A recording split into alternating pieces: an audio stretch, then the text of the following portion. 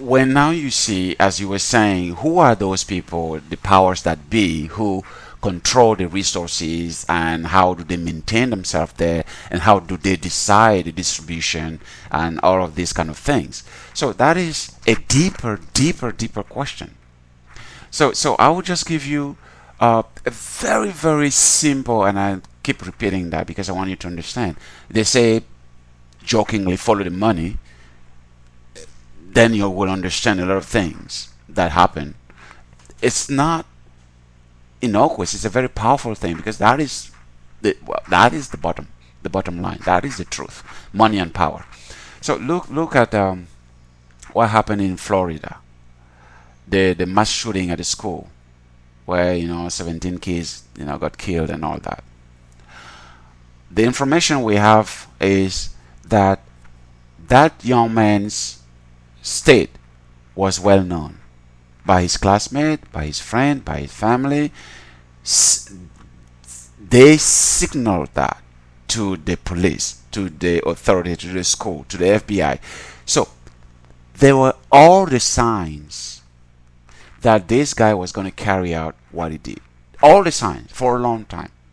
Everybody knew. Even the police, they knew. What did they do? Nothing. Now, I was watching a video on Facebook yesterday of how, still in Florida, close to where the mass killing happened, how the FBI and the police and all those people, law enforcement and all that, came together to intercept a holdup that was in process. People have been planning to, those big safe truck that carry money from banks to banks, with a lot of money in the safe, in the truck, and there was a group of people who had been planning for years to intercept those trucks, kill the driver, and take the money. They've been planning that for a long time. And the FBI and the police, they got a tip, and they've been monitoring them. And right when those people triggered the process, started, following in their car and everything, like calmly to do their thing, the whole police force. The video is somewhere on Facebook. It happened just like in February, and they just released it a couple of days ago. The whole police force came and intercepted those guys. Nobody got shot, anything. All the cars. You can see so dramatic picture from the helicopter showing how they just circle the guy, and it's just so and save the money. And then a lot of people in the comment section were like, this is so interesting. You couldn't save the lives of children despite all the information you had that something like that was in process, but you mobilized all the police force from ABL to the bottom to protect the money because you got a tip that something like that was in process. All the forces were in motion for that, but no force was in motion to protect the lives. I don't know if you see where I'm going with this. They could have saved those kids if they wanted to.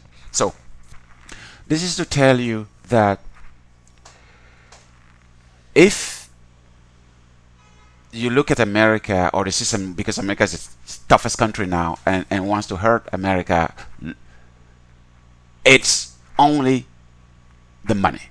And they themselves say that they hit the person where it hurts the most, in the pocket, in the wallet, is the money. So,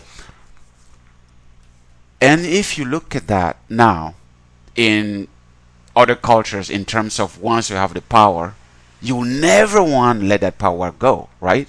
So you surround yourself with systems that will make sure that you remain in power, or that power structure stays there. Look at the American system.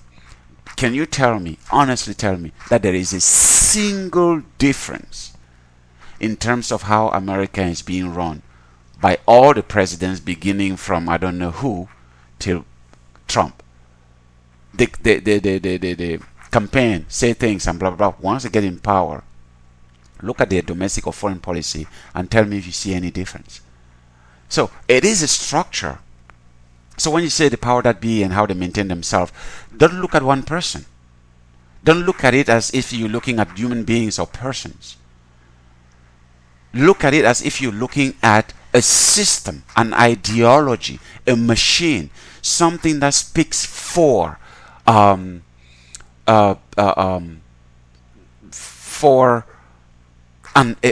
bigger ideology. That is how you're supposed to look at that. Because if you're like, who are those people? How do they maintain themselves there? How do they this and that? You're asking the wrong questions and you're looking in the wrong place because you will not have answers. But if you look at it as, what is the ideology? What are the structures that are put in place to safeguard that ideology? And how is that ideology operating? Then you will begin to understand the whole nature of that, the power that be, and how they maintain themselves there. So, and then as you explore the ideology, now you will understand, because a person's fortune is most of the times at the detriment of a person's suffering. So a person's fortune is most of the times at the detriment of another person's suffering or misfortune. Do you see where I'm going with this? For there to be a rich person, there has to be a poor person. Otherwise, you can't distinguish between rich or poor.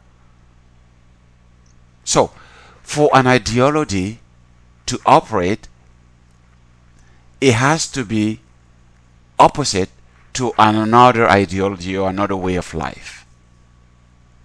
So now you will see that chapter 2 tells you very clearly how religious ideology and political ideology and even cultural ideology had to merge because of a common ideology, even though the practicalities were different.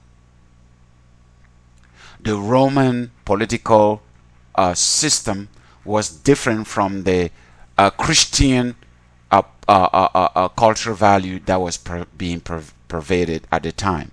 But because they had an overarching cultural ideology, they had to merge because of the survival of that ideology. And at the bottom of that ideology is what? A minority group who is endowed by God, now the man-made God, the European God, has the divine mission to enlighten the majority, ignorant and savage, even if that means taking the resources from those people for their own benefit. Then they feel justified. So you can see what made Europe and America rich was the resources from indigenous culture. Europe became rich because of all the resources they stole from Africa and India, Asia, right? So and then they go and process that natural resources and make finished product and sell them back to where? Same people that they stole the raw material from, right? So how does that not work well for them? So you go there because God gave you the mission to enlighten people and bring them to civilization. You take what you know is valuable from them, manufacture that and sell them back to them again. So doubly controlling them, materially, spiritually, psychologically, and everything, have total dominance. Same thing with Christianity. Christianity became developed by adopting many of the indigenous belief system that they built into a story, following their own asili of the unique God, the minority who is endowed by God's mission to save, and manufacture that story and sold it back and send it back to those same culture that they took the belief system from. That is what made it so easy for Christianity to permeate indigenous culture, because indigenous people, African and other and elsewhere, could relate to some of the things that the Bible was saying, because it was just a rewriting of some of their own values and belief systems already, subjecting their own agency to other people. So so as you ask those questions, that is a little bit how you're supposed to look at that. Like, how do they maintain themselves for so long, and even though people know, but it's still prophecy, because they have the power. And you can change something overnight, something that has been centuries and centuries and centuries in the making. You just describe your own experience as an American, born in America and raised in America, and integrating all American values. And you just said that yourself. You still go to Christmas, and you still, everything that is American, you identify yourself with that. Because those are the things that were inside of you as you grew up. And now what is that? Exactly. So, and how now come anybody will ask you to be something you don't know how to be? That is who you have always been. So, and that is what your experience has been. So let's suppose for a second that those are wrong values, and if you identify with them, then you are betraying who you're really supposed to be. But who are you then really supposed to be?